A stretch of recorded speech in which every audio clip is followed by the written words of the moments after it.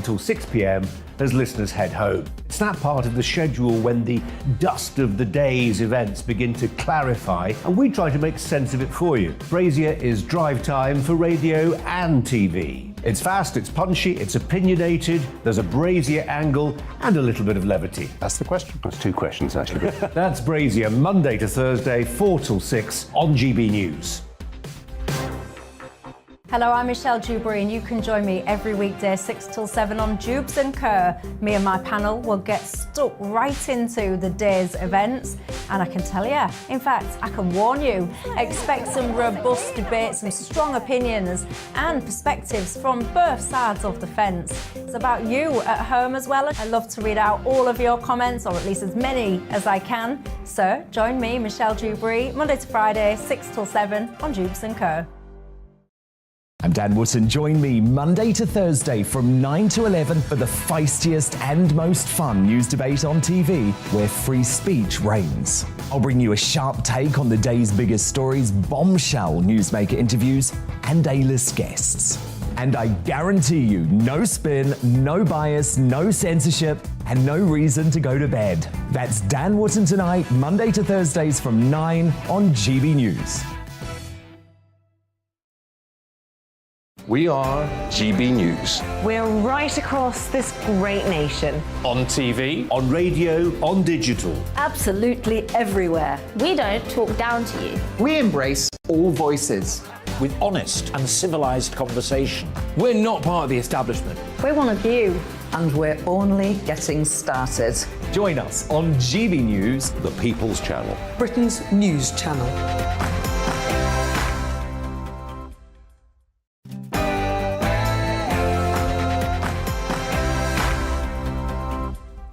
Hello there, it's 6 o'clock. I'm Michelle Dewberry, and this is Dewbs Co, the show where we'll get into some of the things that have got you talking today. I'll tell you what's got me talking. That advert you've just seen, it's quite good, isn't it? It's our new one.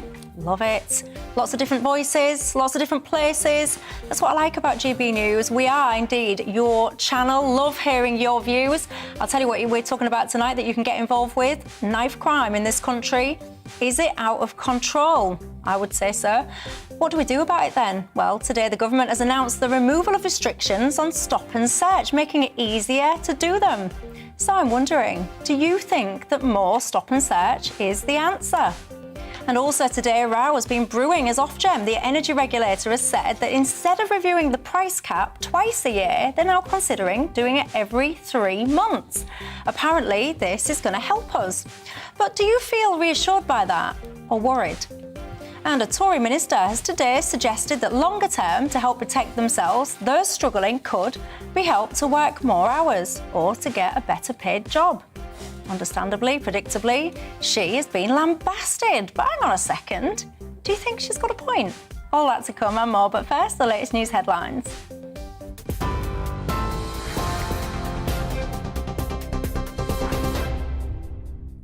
Good evening, I'm Tamsin Roberts in the GB Newsroom. The Prime Minister says he does not want to scrap, but rather reform the Northern Ireland Protocol. He's been in Belfast today, holding emergency talks with the country's leaders.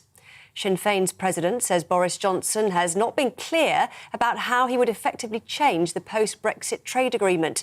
Meanwhile, DUP leader Sir Geoffrey Donaldson says the Prime Minister needs to take action over the Irish Sea border. Boris Johnson has urged the DUP to form a devolved government in Northern Ireland with Sinn Féin.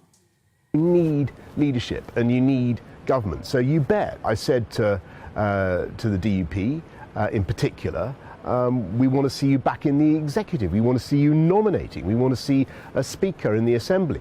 Of course. Now, the issue they have is that they object to the operation of the protocol. We don't want to scrap it, but we think it can be fixed. And actually, 5 of the 5 parties I talked to today also think it needs reform. The Swedish government has announced it will apply for NATO membership. Finland made a similar announcement yesterday as both countries re-evaluate their security status as a result of Russia's invasion of Ukraine. President Vladimir Putin has warned that NATO's expansion was a problem for Russia. Sweden's Prime Minister Magdalena Andersson says the best option for her country and the Swedish people's security is to join NATO together with Finland. If Sweden joins NATO, the threshold for military conflicts would increase and have a deterrent effect in Northern Europe. This would especially be the case if Sweden and Finland joined NATO together.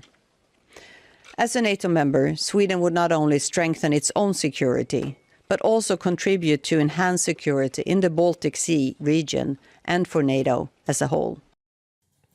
A 22-year-old man has been found guilty of the murder of police community support officer Julia James. Callum Wheeler beat to death the mother of two as she walked her dog in fields near the back of her home in Snowdown in Kent. Detective Superintendent Gavin Moss of Kent Police says witness footage was key in Wheeler's capture. He was a particularly dangerous individual. He caused her catastrophic injuries. The witness who provided the dash cam footage and subsequently took some photographs as well was a real breakthrough for us, because together with the DNA findings on the weapon of Callum Wheeler's that was in Callum Wheeler's home address was really the evidence that helped to bring him forward to this conviction today. Stop and search restrictions have now been permanently lifted in areas where officers expect serious violence. The move effectively removes limitations put in place in 2014 by then Home Secretary Theresa May. Almost 50,000 knives taken off the streets in the past 2 years. Stop and search has become controversial over concerns it disproportionately affects black and ethnic minority communities. But Policing Minister Kit Malthouse doesn't think this is the case. Open search is obviously quite a blunt instrument for us to use, if you see what I mean. But in the absence of anything else that we can use tonight, because we know the knives are out there tonight, we do feel that there is a place for it in the police armoury against knife crime. We do have to make sure that stop and search is done with respect. Body-worn video makes a big difference now. It has to be targeted in those areas where we know violence is likely to occur, because I speak to parents all the time who want to know their kids are going to get home from school safe and sound. And tonight, stop and search is what we have to do.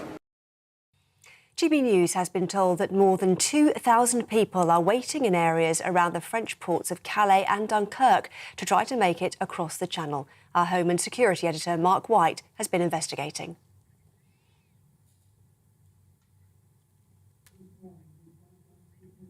Apologies, we can't quite bring you that report right now. We'll come back to that later on.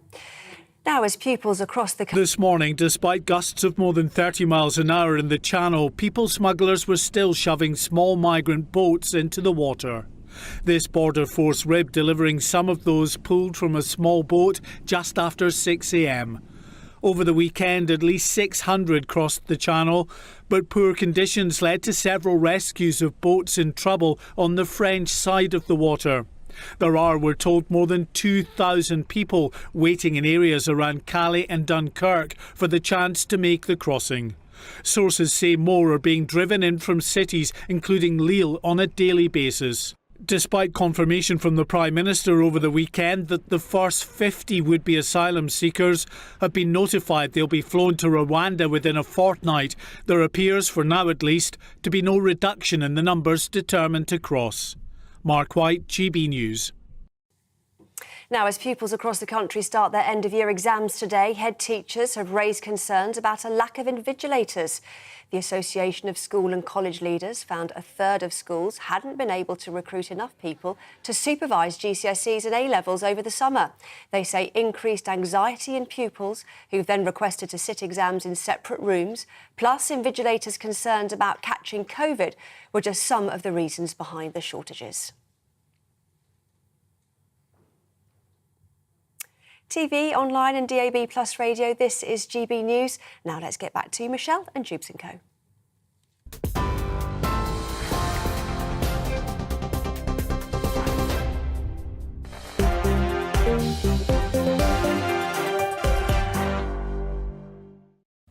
Thanks for that, Tamsin. Well, keeping me company until 7 o'clock tonight. My panel, we've got economic commentator Ruth Lee, visiting professor at the London South Bank University, James Woodhausen, and Nick Tyrone, author of The Patient.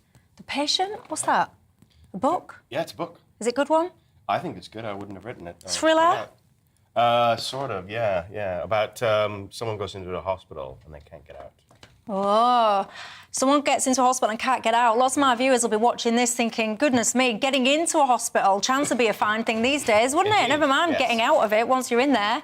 Anyway, let me know your thoughts tonight. What's on your mind at home? You can get in touch with me on email, gbviews@gbnews.uk, or you can tweet me at Michelle Dewbs or at GBNews. Don't forget, if you haven't already, you can subscribe to us on YouTube, download our app, listen to us on the radio.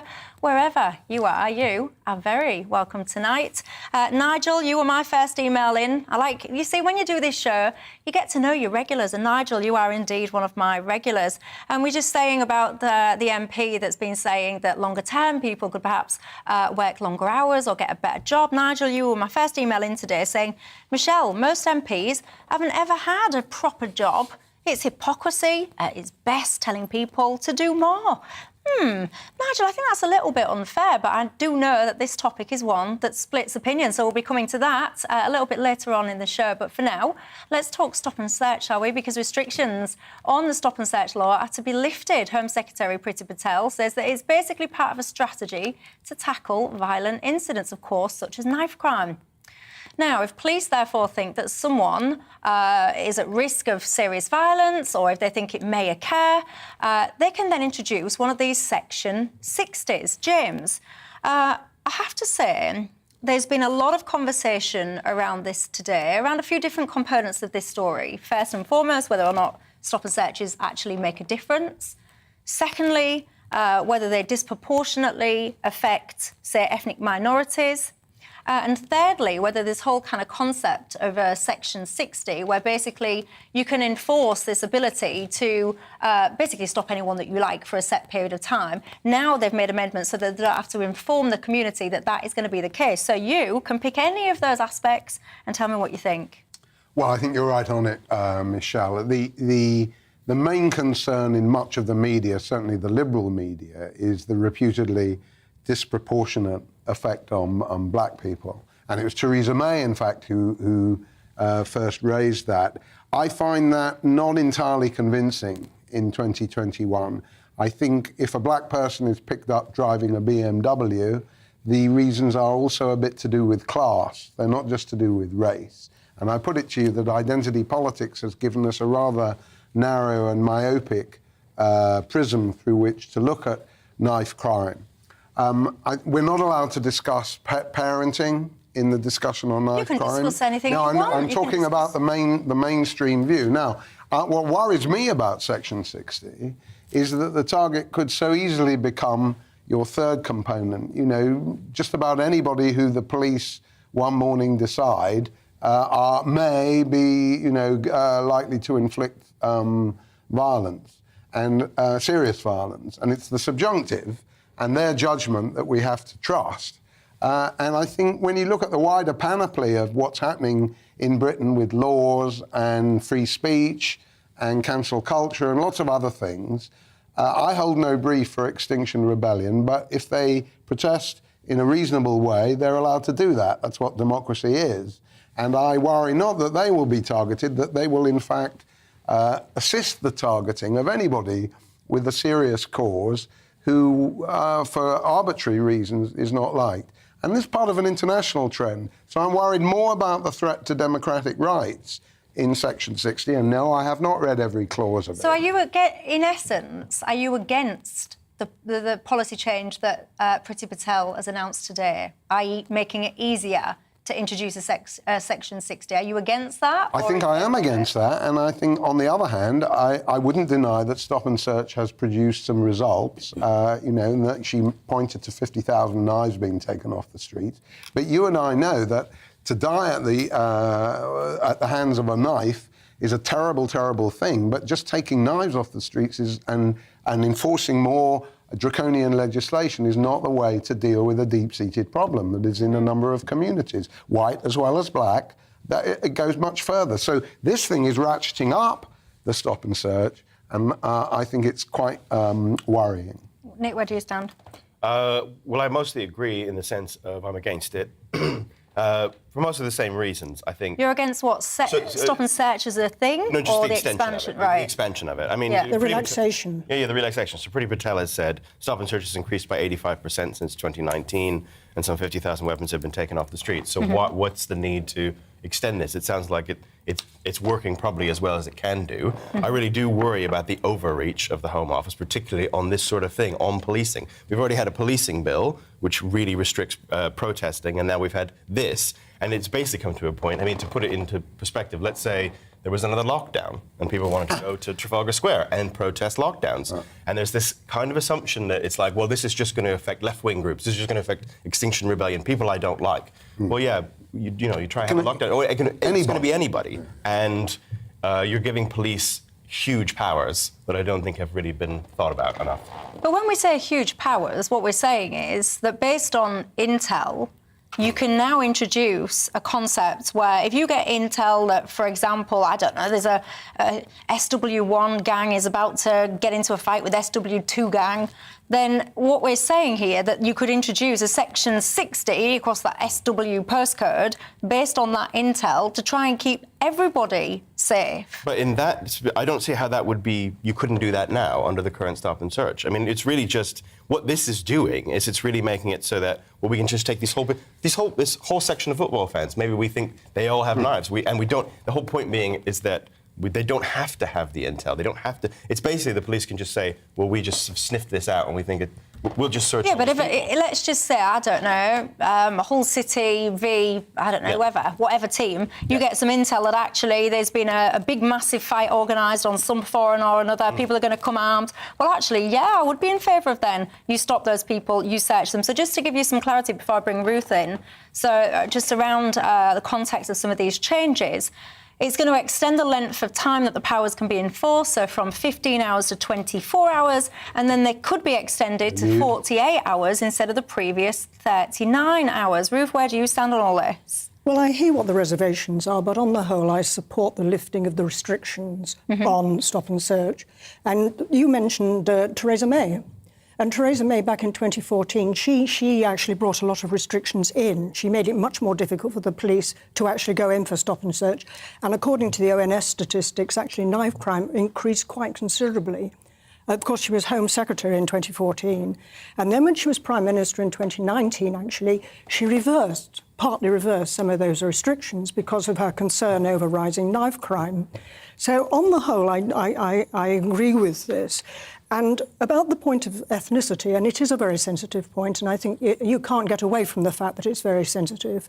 But there was a study of London knife crime, which I found very interesting. The figures were in 2017, so it's a bit out of date, but nevertheless, I think it's still valid. And that is, it showed that 50% of knife crime offenders were BME, in other words, from ethnic minorities, but 50% of the victims were also BAME. So you see, you're not just talking about offenders or picking up people up randomly. You're actually talking about trying to protect victims who are BME and, of course, disadvantaged. So I'm basically in favour. Yeah, and let me just show you, by the way, some of these weapons, these knives. I think I can bring a graphic up for those of you that are watching on the screen tonight. Some of these kind of weapons that have been taken under these circumstances. Can you see that? I mean, some of you will be listening and not watching. And I'm showing you a vast array of, I don't even know what the technical term for these things are. They look like machetes, kind of long carving knives. In a nutshell, nobody has got any business wandering the streets with one of these things tucked down their pants. And if you are indeed wandering the streets with one of those things in your pants or your socks, you're up to no good, if you ask me. So one of the challenges that I've got, and I'm very conscious, by the way, everyone on this panel is white. So I do want to just kind of put the other side of this, because I've seen a lot of commentary today from various different groups. And we tried, by the way, to get somebody on to kind of give us this experience as well. That concerns are being made that actually what this is doing is, because it is disproportionately black young men that are being stopped, what many people are saying is actually this deepens tensions between, say, the black young guys and the police. As I say, the black young men are the victims as well. Disproportionately the victims, and I think you cannot get away from that. And I think there ought to be some sort of balance in the debate. But, if I may, Michelle. You may, James. It's not every day that a government minister with some modest distinction, such as Kit Malthouse, describes stop and search as a blunt instrument. And I think what we're faced with here is the same problem we're going to discuss with energy prices, which is, to use this blunt instrument, which I believe, the conditions where Gang A fights Gang B seem to me to have very little to do with the words that I've been reading in Section 60. It seems to have a much wider remit and a very fuzzy remit, if I may say. So you can't start from just the predicament of the victims or their racial composition and all of that. One has to start with a wider discussion and action about the deeper causes of this. I hate to quote Tony Blair, which is the causes of crime. I think focusing on the victims is actually pretty relevant. Well, yeah, but then you're not going to find a long-term solution, Ruth. You're just going to rush in and say, right, freeze this whole SW1 area. I'm just thinking of the victims, and I'm just thinking of how best to actually do something about tackling knife crime, which is a major problem. And it is Nobody's denying that. And by the way, if there was some intel that there was a potential knife fight about to occur in my postcode, I'm going to be absolutely blunt and honest here. I absolutely would want everything possible done to try and get the knives off the street. Everything possible done to deal with that problem does not ring out from the legislation that I've managed to have a look at. Yeah, what rings out is just a wider we can do anything. You point to the hours, you point to the seniority of the people able to do this. You can dignify it, if you like, Michelle, by saying, we've received some intel. What I want to know is who makes the call after Cressida Dick about there may be serious violence in this area. And that's not to deny the terrible nature of knife crime or the nature of the victims or the perpetrator. I just want to know that this legislation does not go through the overreach that Nick has spoken about. Well, I agree with you about that. But I don't know why you would be... I mean, what we're talking about here is someone being checked to see whether or not they're carrying an offensive weapon. But I wouldn't have concerns about that. What I would say... We know the police can be very difficult sometimes. Yeah, and what I would say, Having been stopped by the police because they thought I was a little boy driving a car. They thought you was a little boy? Because I was driving my car, and of course I drive quite quickly, and they stopped me because they thought I was a lad who'd stolen a car. Have you got a boy racer car with, like, twin exhausts and spoilers? And I'm not joking. They looked at me. Surely they realised that I was, in fact, an incredibly ancient old woman. But actually, then they asked me to step out of the car and then asked me what the registration of the car was. Don't look, they said. And did you pass your test? Did you guess your registration right? Look here, my man, I said. Look here, my man. That's the spirit. I mean, joking apart, sometimes the police are not as helpful as they might be. Let me put it that way. But I think what's wrong with that? So if they've suspected you of wrongdoing and they've asked you to... They've decided to investigate what's occurring, that's their job. That's what they should do. Because they said I was driving and they didn't expect a woman to be driving like that. In other words, I was driving. Michelle, surely... Was you driving too fast, Ruth? I never drive too fast. But I'm not convinced. I've not got that many points on my licence. Jessie says, by the way, she's emailed or he's emailed. I shouldn't assume gender these days. You get in trouble for that, don't you? Michelle, if you've not got anything to hide, then why would you be worried about this? The only point I would make, actually, is because I've seen, we all probably have seen, people being stopped and searched. And I've often felt very uncomfortable in the manner at which it's conducted. Because if you're just an innocent person going about your business, from what I've seen, every single time I've ever seen it happen, it's conducted in full view of everybody. There's no dignity. There's no kind of, like, if you imagine, if you're just minding your own business, wandering down the street, and a copper comes up to you and says, right, I'm going to frisk you, I'm going to do this and this and this.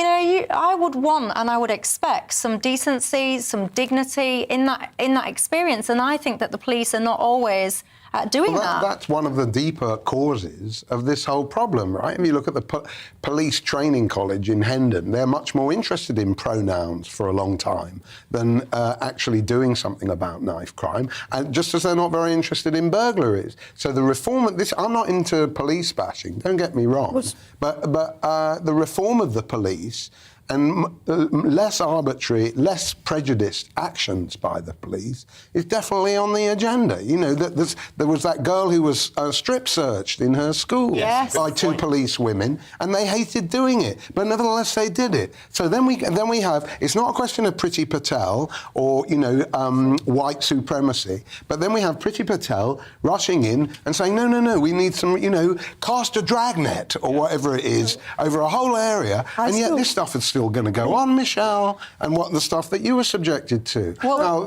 now, I just laughed because I've got a sense of humour. But, I mean, joking apart, yes, I basically support what Priti Patel is doing, but with reservations, and it does need to be done with tact.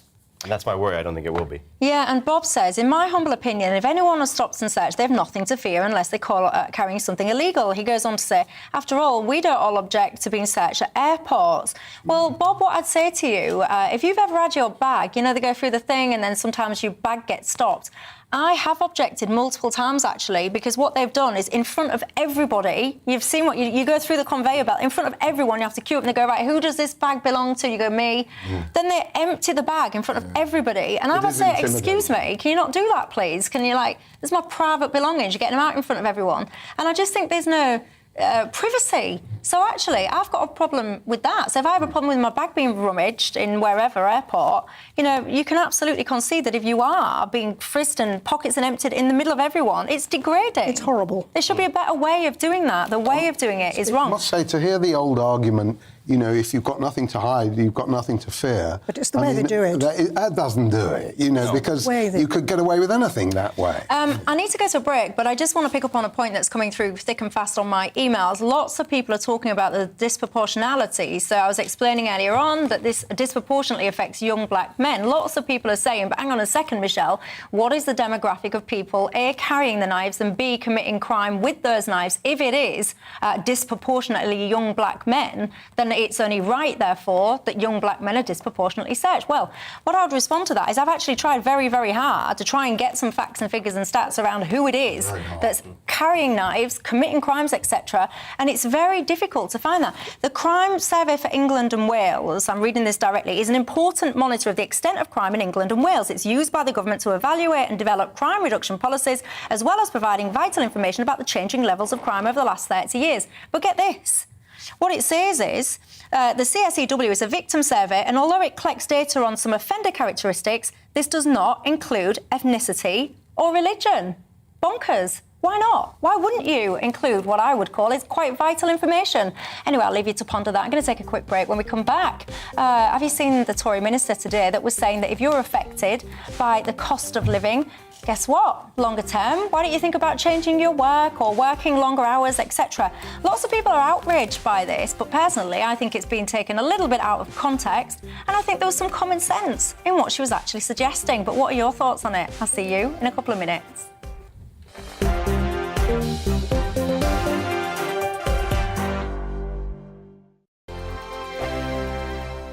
Every morning from 6 o'clock, we'll wake you up with GB News Breakfast with all the stories you didn't know from the night before. So whether it's serious news, entertainment, or your own views from all over our great nation, we're here to kick off your day with a smile. And the national media should be reflecting and reporting what's happening here. You will notice the northwestern accents. Whether you're with us on TV, radio, or online, every morning, it's breakfast from 6 a.m. Hope you can join us. On radio, they call it the drive time slot, 4 p.m. until 6 p.m. as listeners head home. It's that part of the schedule when the dust of the day's events begin to clarify, and we try to make sense of it for you. Brazier is drive time for radio and TV. It's fast, it's punchy, it's opinionated, there's a Brazier angle and a little bit of levity. That's the question. That's two questions, actually. That's Brazier, Monday to Thursday, 4 till 6 on GB News. Hello, I'm Michelle Dewberry, and you can join me every weekday 6 till 7 on Dewbs Co. Me and my panel will get stuck right into the day's events, and I can tell you, in fact, I can warn you, expect some robust debates, some strong opinions and perspectives from both sides of the fence. It's about you at home as well. I love to read out all of your comments, or at least as many as I can. So join me, Michelle Dewberry, Monday to Friday, 6 till 7 on Dewbs Co. I'm Dan Wootton. Join me Monday to Thursday from 9 to 11 for the feistiest and most fun news debate on TV, where free speech reigns. I'll bring you a sharp take on the day's biggest stories, bombshell newsmaker interviews, and A-list guests. And I guarantee you, no spin, no bias, no censorship, and no reason to go to bed. That's Dan Wootton tonight, Monday to Thursdays from 9 on GB News.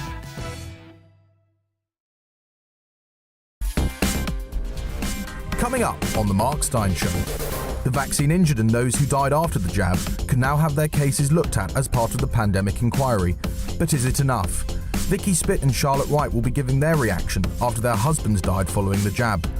Eva Vladingerbroek is back to hold those in power to account as they contemplate surrendering sovereignty to the WHO. And Womble's creator and music critic Mike Batt will be on hand to discuss this year's Eurovision Song Contest. All that and more on The Mark Steyn Show from 8 o'clock.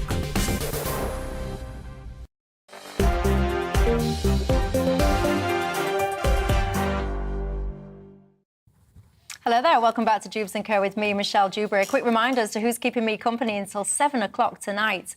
We've got economic commentator Ruth Lee, visiting professor at the London South Bank University, James Woodhousen, and Nick Tyrone, author of The Patient, which we now know is a book all about managing to get into hospital and not being able to get out. Now, I have to say, lots of you getting in contact about the whole stop and search thing.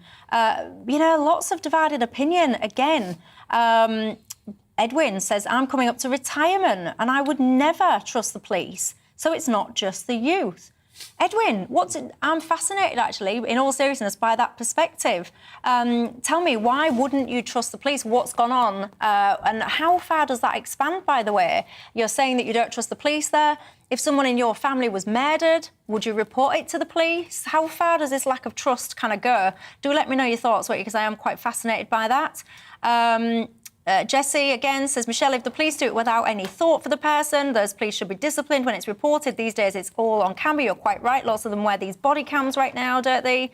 Bernard says, Michelle, if someone's walking down the street in thick, tracky bottoms and a hooded jacket on and it's 60 degrees, then I think what you're saying there is something's not quite right. Cool, blimey, Bernard. If you was in charge of the country, I think you'd be stopping everyone based on clothing choices alone. What would you think to that, though? I don't know. You might have been to the gym or something. You get stopped by Bernard just because you're dressed wrong for the weather. Lots of people, by the way, as well, coming through saying if you've not done anything wrong, then why should you be worried? Keep your opinions coming in. Josephine says, shall we ask the parents of the victims how they feel about stop and search? There you go. Well, we all know about rising living costs, don't we? So today, some advice came from the government. Safeguarding Minister Rachel Maclean says, if you're struggling, then why don't you start working longer hours or maybe move and get a better job? Now, I've got to say, people have been furious with her and are saying that, she's out of touch. In fact, actually, out of touch is trending on a lot of the social media. People are saying that the Tories don't really get it, but I'll show you the clip and then we'll just have a conversation after it, because I actually think it's quite unfair, actually, the way that a lot of this has been reported in much of the media today. Let's have a listen. The remarks that I made about people taking on more hours are part of our plan to help people get back into work. We've got a very good record of helping people get back into work after the COVID crisis, and also to enable them to, if they want to, and it's right for them, to increase their skills, which is why we have our job coaches in the job centres. They will be the best place to work with that individual, to assess their situation and help them if it's right for them. See, there you go. There was a bit more context in that clip there, because what's happened on a lot of the media is you've got, like, I don't know, say like a 10-second clip of this interview this morning, which I think was done initially on Sky News, where she made the initial comment about longer term, you know, this, that, the other, work longer hours, get a better job. It's immediately been jumped on by lots of the media. As I was just saying earlier, Tories are out of touch, you know, and quite offended, actually, a lot of people. I'm going to start with you on this, Nick. Yep. Because I think that right now, a lot of the Tories can't do right for doing wrong. I'm actually somebody who thinks that the Tories, for whatever reason, they don't seem to be doing enough to help those people that are really struggling. So, you know, like, I don't know if it's people that physically can't go to work or whatever. I don't think they are doing enough to help those people. But notwithstanding that, I do think that there are a segment of society that's struggling at the moment, and Lee Anderson got it last week when he was saying things like people need to cook better, shop better, budget better. And I would agree that some people do need to be able to do those things. And I would also agree with this minister today when she's saying, actually, longer term, people can start looking at, is there a different job I can reskill to? Can I juggle things differently, etc.? But people are furious about it. Well, I think some of her, the coverage of some of her comments were overblown. I'd agree with that. I just think, well, there's two main things to say here. I think the first one is I just sometimes don't know what the Tories are doing politically. So they did 2019. It was all about this political realignment, you know, sort of along Leave and Remain, but that's just a rough guideline. Basically, they were going to target, you know, ex-Labour voters, and they did so very successfully in 2019. But they just have this way sometimes of just sort of saying, like, the wrong thing. So, and then I just don't know what they're trying to do. Do they want to be a sort of status party that is going to be, you know, just is comfortable with a bigger state, helping people out? Or do they want to be like the old Tories and be like, you know... Small state, personal responsibility. And I mean, whatever they want to do, fine. And it would be interesting to see what they would do either way. But it feels like they sort of want to be both. And I just kind of feel like that's not really working out for them. I think the second thing I would say is around, you know, the COVID restrictions. I think it's slightly unfair when we've come out of a period of time where the government has basically shut down the economy for large sections of time. Now, whether you thought that was a good thing or a bad thing is sort of irrelevant to what I'm about to say, which is it happened and it economically affected a lot of people. And to sort of, I know this isn't exactly what she said, but to even hint at the idea of, like, well, look, if you're struggling, it's sort of your fault, and can't you just do a little bit better? But I think it's just politically bad for the Tories. Well, she didn't even remotely hint at that. What she was saying, and this is where I think it was misrepresented, she wasn't saying, if you're struggling, you're basically lazy, so go do some more hours, go pull some shifts. What she was saying is, longer term, going forward, because there's two things in all of this, isn't there, in this cost of living. You've got your immediate short term, what do we do as an intervention in the here and now? And then you've got longer term, going forward, how do we help people get on a better track, better footing, change their life's direction? And I think both of those are not mutually exclusive. They're both needed. And what I'm noticing is a lot of this longer term chat is getting conflated with this, oh, they don't care about the short term here and now. Although I would say, as I just said a minute ago, Ruth, I don't think they're doing enough in the here and now for people that really are struggling. Where do you stand on it all? Well, I was going to say, I can see what she's driving at, and I agree with her to an extent. And she made it very, very clear that it wasn't appropriate to all households. Yeah. And this was about people who could actually advance themselves, or they were of working age, etc., etc. But, as you say, it has been conflated with the short-term problems. And through no fault of their own, people, of course, are faced with rapidly rising energy costs. Seriously rapidly increasing. I mean, we're going to talk about... We're going to come on to that, yeah. But, you know, the energy cap, well, we're going to talk about the energy cap. Yeah, don't ruin my next segment, Ruth. Well, I was going to say it was up 54%, you know, in April. Prices actually went up 54%, absolutely extraordinary. And of course we know that, you mentioned the problem of the economy, that as the economy came out of lockdown, as the global economy sort of recovered after lockdown, it did mean that there was this huge increase in energy prices, partly, I suspect, because Gazprom, which is, I think, the Russian gas company, was restricting supply. And that rapid increase in energy prices, of course, has been exacerbated by the war in Ukraine. Now, there's nothing that I can do about that. There's nothing any of us can do about that. And I'm with you that I think that Rishi Sunak Well, I think he is expected to do more to help with the cost of living crisis. I remember I was here for the spring statement. I don't know if you remember. I do remember, yes. And at the time, I sort of defended Rishi Sunak because I thought his statement was fair enough. But we all agreed, or at least some of us agreed, that there was more to come. Of course. There was, and I think we said that at the time. We did, and I still stand by that, actually. I think he's holding more in his locker because and he said anyway, didn't he, in the Queen's statement, it was said then, well, he didn't say it, but it was said in the Queen's statement, alluded to around the autumn time, that's when measures will be looked at again, because then you're going to have your heating on more and all the rest of it. But, James, let me bring you in. It could be before that, because I think at the time of the spring statement, of course, he was talking about the 5p off the litre of diesel or fuel. And, of course, he had the February package. But I would like to see another package, preferably before the autumn budget, to cut prices by either cutting VAT, and VAT is 5% on fuel, I think, and indeed cutting the green levies, which are about 25% of energy costs. So I think there's a lot that could be done to actually alleviate the cost of living crisis, and I would not be surprised to see something before too long. Well, Ian said, in his view, this minister doesn't give a monkeys, I'm just going to quote you directly, shouldn't give a monkeys about the majority of the public because it does not affect hair. What do you, I mean...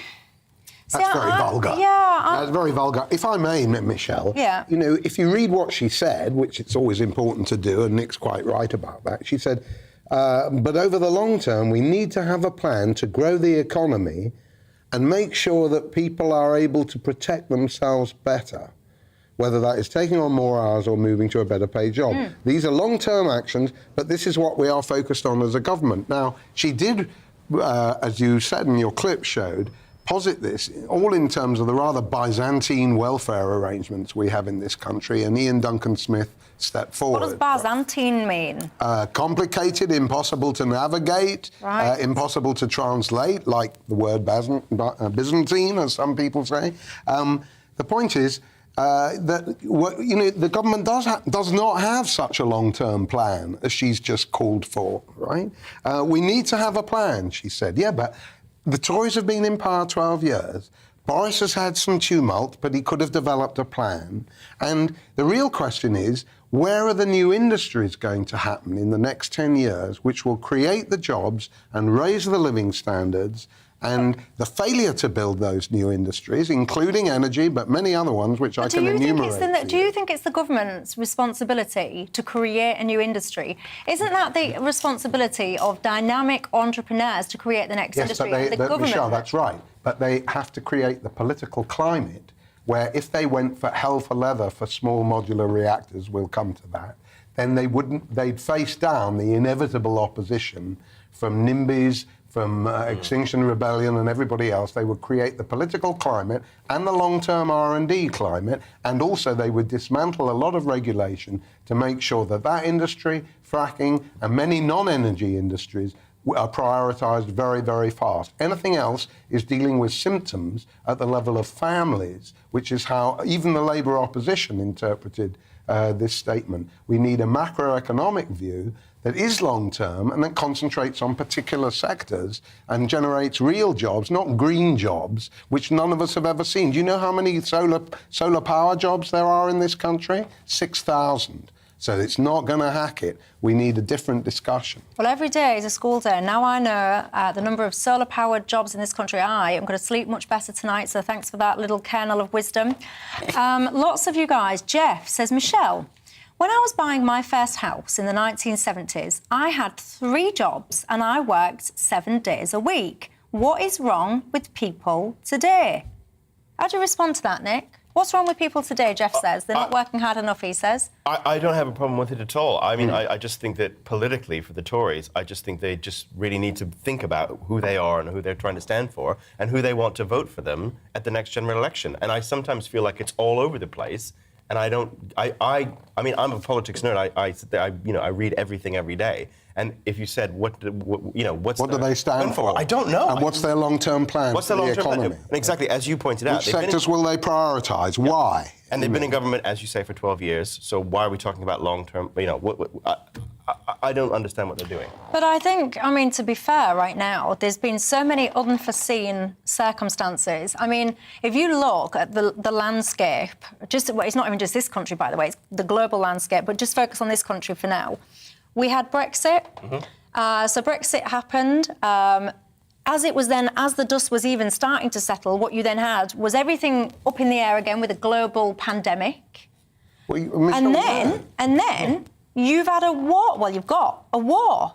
So actually, when you put those kind of things together, I think that any political party would be kind of, if you're a boat, you'd be rocking left, right, and centre. But whatever happened to cometh the moment, cometh the man? Yes, exactly. And Ruth, at one level, it's fair enough to talk about the Ukraine war and therefore the energy price rises. But you and I know that energy prices were rising well before this. Hey, don't start going on about energy, you two. I said that. Hold your because excitement. I said that as we were coming out of but the point is, I'm coming to a larger point. It's not about energy, right? Which is this: that to represent the government as helpless, more like hapless, in the face of monumental world events, a government's supposed to have prepared for those events years before, and it can't do everything. But it's not up to entrepreneurs to prepare for a war in Ukraine. I think you're being very, very hard on them. I think you're being very, very hard on them. But if I may agree with something that you said. Don't go too far, Ruth. Well, I might fall off my chair, and you may fall off your chair. But no, I think when it comes to their energy policy, I think I've discussed this before, that I am deeply disquieted by their energy policy, and I have big, big reservations about the net zero. But I suspect bit by bit the government may come round to that. Like us. And elide the issue, if you know what I mean. But, I mean, to be fair, they have had one knock after another knock after another knock, and that is not easy to handle. Well, I just want to read out some of your stories, actually, because so many of you are writing in, giving your kind of life's experience. Linda says, I work 2 jobs now to buy the things that I want and need. I don't want to work more hours and I would rather just spend more time with my family. But that's just life. We can't expect others or government to subsidise our lifestyles. Many of you are giving me your examples of how many jobs you used to have to try and buy your own homes, your first homes, etc. People are giving me examples of when you lost your job, you went to your building society and you were basically told hard luck. I'm really interested in reading some more of these stories out, so keep them coming. I'm going to take a quick break. When we come back, James is putting his hand up, but no, James, I'm going to go to a break. When I come back from the break, I want to hear some viewers' stories, so I'll be reading those out. But we will also be talking about energy, specifically Ofgem. Have you seen today that they're talking about potentially reviewing their cap every 3 months instead of twice a year as it currently is? Is that going to be helpful or more of a hindrance? We'll look at that and more after the break. I'll see you in a couple of minutes.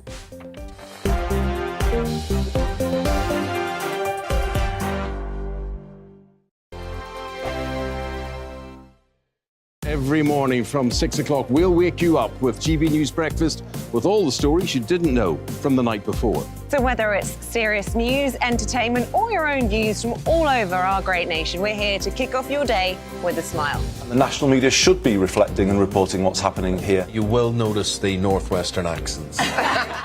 Whether you're with us on TV, radio, or online, every morning, it's breakfast from 6 a.m. Hope you can join us. On radio, they call it the drive time slot, 4 p.m. until 6 p.m.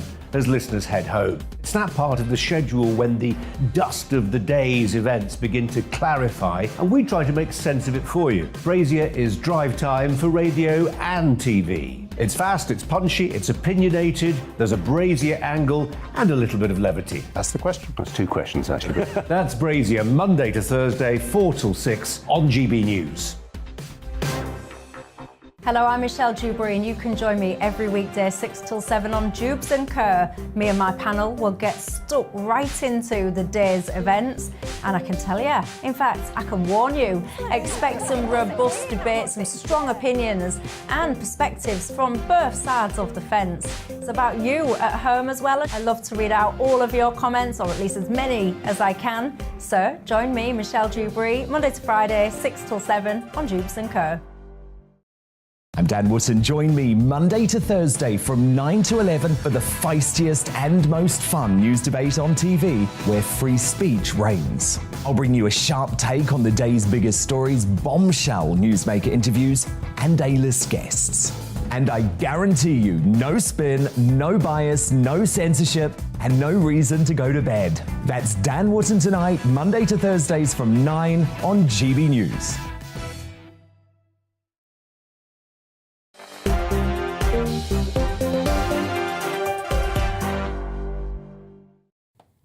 Hello there, welcome back to Dewbs Co. With me, Michelle Dewberry, and my panel tonight, economic commentator Ruth Lee, visiting professor at the London South Bank University, James Woodhousen, and Nick Tyrone, author of The Patience. Lots of you guys getting in touch with your stories, fascinating stuff. Lots of you, again, giving me this sentiment, which is all about what happened to self-reliance. Helen says, we're not a nanny state. I used to work 65 hours a week, and now I'd be classed as a rich pensioner. Many other people saying, again, you know, to try and get the things that you needed, you did take on job after job after job after job to try and get the things that you want. I will say, though, I spoke to a cleaner, actually, the other day, and she was struggling for money. So she'd picked up some, like, holiday cover, basically. She was starting work at 5 in the morning and working all the way through to 9 at night, 7 days a week. 5 in the morning to 9 at night, 7 days a week to try and provide for her family. And actually, I mean, we can sit there and say, can't we, you know, retrain, get a better paid job, do this, do that, do the other. But if you can't put food on the table right now, so you're grafting morning, noon and night, then sometimes trying to have that time to reskill or do a course or whatever, for some people, it can be tricky. And I think that in these conversations, there's almost two sides of the coin, isn't there? Some people that can do this and some people that can't. Anyway, keep your thoughts coming in, and I'm going to read some more of your stories. So if you've got a little story that you want to share or your thoughts on some of those topics, get in touch with me, gbviews@gbnews.uk. Now, as we all know, there's been a massive rise in household gas and electric bills, of course, because of the change in the energy price cap. Now, the energy regulator Ofgem says it's going to reset the cap 4 times a year rather than currently twice a year. Now, whenever I do this, lots of you will get in touch with me and you'll message and you'll say, but what about the standing charges, But actually, the standing charges do actually form part of this kind of Ofgem remit as well, don't they, Ruth? Where do you stand on this? Because it's divided a few people. I mean, Ofgem are obviously saying that they're trying to do this to try and be more reflective of the current situation with the prices, so be passing on savings when they're occurring. Where do you stand on it all? Well, I think it's a helpful move, but of course, given the sort of conversation we've just had about energy prices, it doesn't solve any problems at all.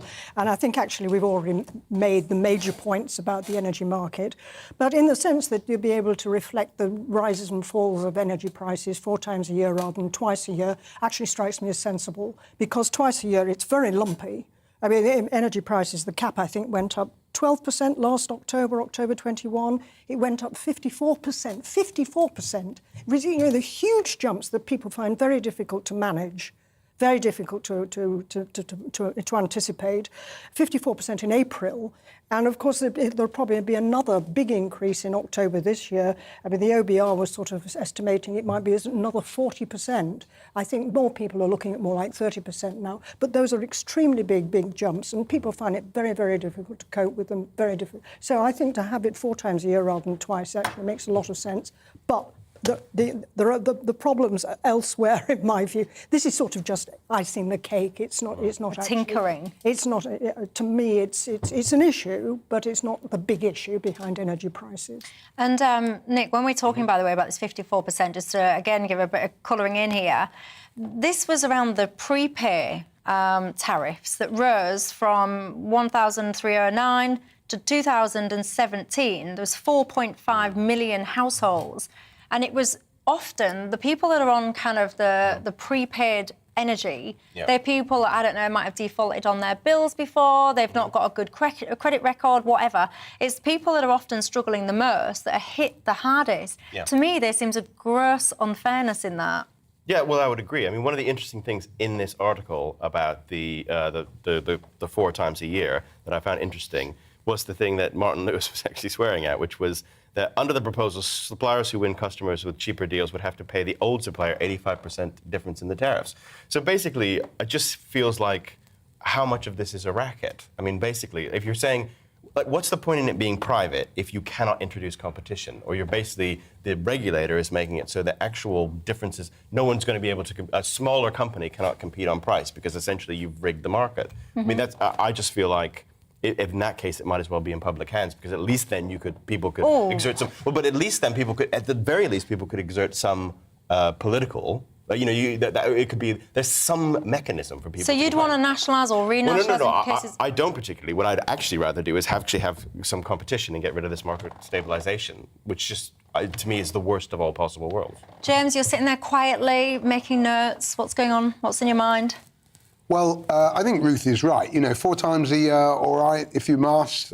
Things are volatile, but it does not get beyond the symptoms. It does not go to the causes of the problem. And the longer we continue the discussion, which government has a responsibility, I'm all in favour of self-reliance, Michelle, but I also think government has responsibilities. Responsibility to get off that prices discussion, urgent though it is, and not to kick the can down the road with its technocratic solutions or Labour's welfarist discussions on price. The longer we do that, the harder the climb will be to reliable, affordable energy. Now, what I'd much rather see is a discussion on small modular reactors. Can you give me 10 seconds? Go on then. Is it going to be interesting? Keep me away. They're going to try to build them. They maybe 1 a year. And we're looking at, maybe this side of 2030, after the head of Rolls-Royce SMRs told the government that could they do it quicker, please. He was quite right to do that. But there's also competition from the states, to take your point, Nick. If we can do 1 a year, can't we do 2 a year?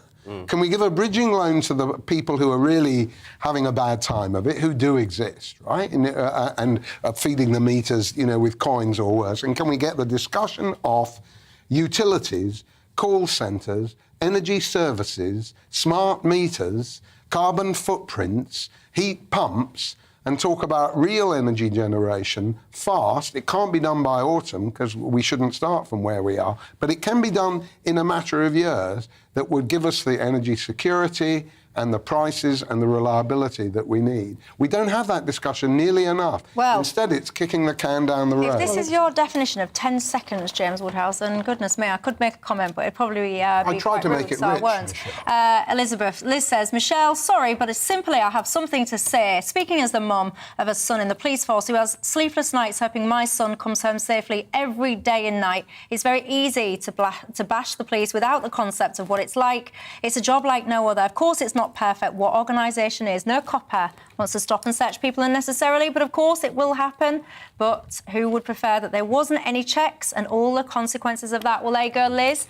Thank your son, by the way, for his service. Lots of you sending your stories about how many jobs you used to have. Keep them coming. You are grafters. I will give you your due. Nigel Farage, by the way, joins us at 7 o'clock. Nigel, good evening to you. What have you got coming up? Lots to talk about as Finland and Sweden apply to join NATO. We ask, is this the right thing to do? Will it make the world a safer place or perhaps a more dangerous one by boxing in Vladimir Putin? Northern Ireland, Boris Johnson there today. Has his visit made a deal between the DUP and Sinn Féin more or less likely? Dentistry. We always talk about the over 6 million people waiting for NHS procedures. We never talk about the state of dentistry in this country. Tonight, we will. And joining me on Talking Pints, former pop idol judge and DJ, Dr. Fox. But before all of that, let's get the weather. Good evening, Alex Deakin here with your latest weather update from the Met Office. Some thunderstorms around this evening, and there could well be a few more tomorrow evening, but for most of tomorrow, it's going to be a fine and pretty warm day, especially over eastern England.